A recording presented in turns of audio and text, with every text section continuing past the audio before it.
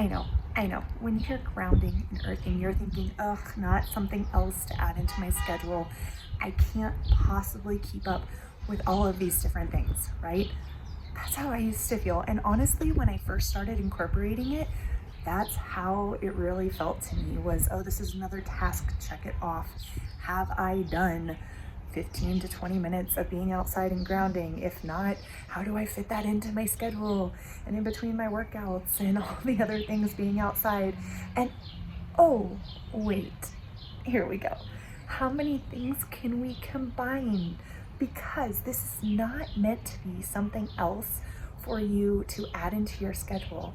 In fact, on this channel, our focus is biblically rooted principles. Well, the reason that earthing and grounding is even a thing at all and is even beneficial is because God created us to be in contact with the ground.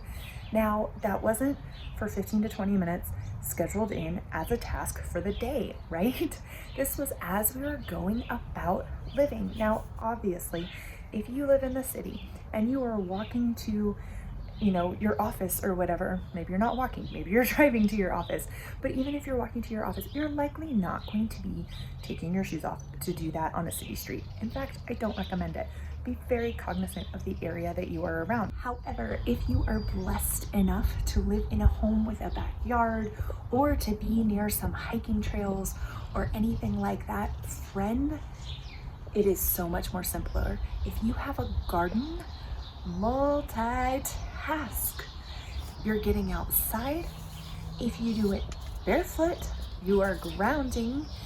You are getting your vitamin D at the same time you're getting your fresh air, and you're probably also getting some exercise as well, depending on what your garden looks like. So you're totally multitasking, and that is the way to go. And in fact, that's how God intended us to be taking advantage of all of these things. It wasn't supposed to be something we had to consciously think about. It was just something that was part of our environment.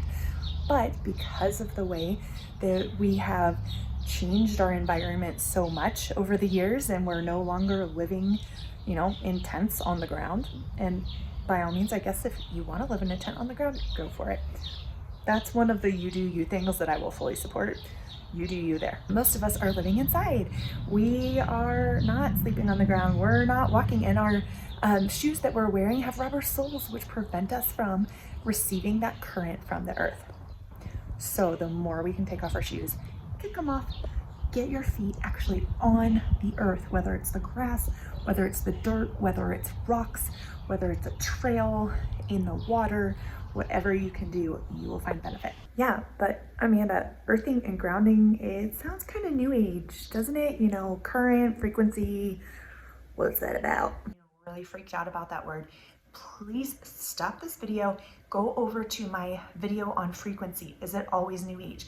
Check that out. We have to remember that our whole body is electrical currents, and that's not a new age thing. It's just how we are wired. Like, our nervous system is an electrical system. It's how your brain sends signals to the rest of your body. And that current runs up and down your spine. That's why chiropractic care is so effective, because it helps get rid of any blockages within that current, as well as take pressure off of the nerves and the muscles that are, strained and such. But we do have an electrical current, and that current matches the current of the earth, or it's supposed to, because, friends, let's rewind. Again, this is not new age. Are there new age people who talk about this? Yeah, probably. Do they look at it differently than we do as believers? Yep, definitely. So we were created from the earth. Well, as a woman, Eve was taken out of Adam, but Adam himself was formed from the dust. God formed him from the dust of the earth. Okay, so it would make sense that the dust of the earth, that current matches the current of the human body. Very similar. When we are then exposed to other electrical currents, our wiring in our homes, the cell phones all around us, all of these different electrical currents. If you notice, if you're around a lot of things regularly that are electronics, it can make you feel very anxious, almost jittery. Those positive ions that you get off of those impact your body's current. That's why going to the beach, you'll hear people talk about like Himalayan salt lamps and such. That's because those release negative ions, which are what are coming off of the ground too. Those are the feel-good ions. They help balance out those positive ions. Well, same thing with the ground. Getting your bare feet in contact with the earth brings the earth's current back in, or your body's current back in alignment with the earth's current. It is very grounding. That's why the practice is called grounding or earthing, because you're in contact with the ground and earth, not because the earth has special power, not because like it's giving you something you're not supposed to have, or some, like I said, some special power or special knowledge. That, no. If you're thinking that, that is New Age. That's not what we're talking about here. Just talking about the basic health practice of putting your feet on the earth to realign your body's current with the current that we were created from, then helps all of your organs to function better. You may notice an increase in energy afterwards. You may notice so many different things. The benefits are like super wide ranging. Now, what if you can't get your feet on the ground really quickly? Well, fair question. There are a lot of things. Sometimes if you're living in a city, like if you're in New York City, this is gonna be a lot harder for you because there's a lot less ground that is safe to put your bare feet on, right? You're risking open glass and all different kinds of things there. Versus if you're out in the country somewhere, or like we're in Casper, Wyoming, and we now have a nice backyard, which we did not have when we were in an apartment. But even when we were in the apartment in Colorado, I would try when we were on trails to take my shoes off. If I couldn't take my shoes off, I would walk up to a tree and I would put my hand on the tree or lean up against that tree. Probably looked really strange to people near me. But again, all I was doing was trying to get my skin contact as much as I could onto something that's in contact with the ground to rebalance that energy charge. It's completely free, right? Super easy, and really can be done anywhere. So we would do it on trails. I would walk barefoot a lot. It does take a little bit to build up calluses on your feet if you're not used to that. And so that might be a little bit of adjustment period, but you'll notice you start to walk differently. You'll change your gait and you'll walk a little lighter instead of putting so much pressure on your feet. Fun fact, that's also going to benefit your joints. So you're kind of doing multiple things, back to that multitasking all at once. This is the exact reason that animals freak out when they're put into trailers and things. It's because they're not grounded anymore. They feel the difference in their body and they start freaking out. If you can make them feel grounded when they're in a trailer, they will calm down.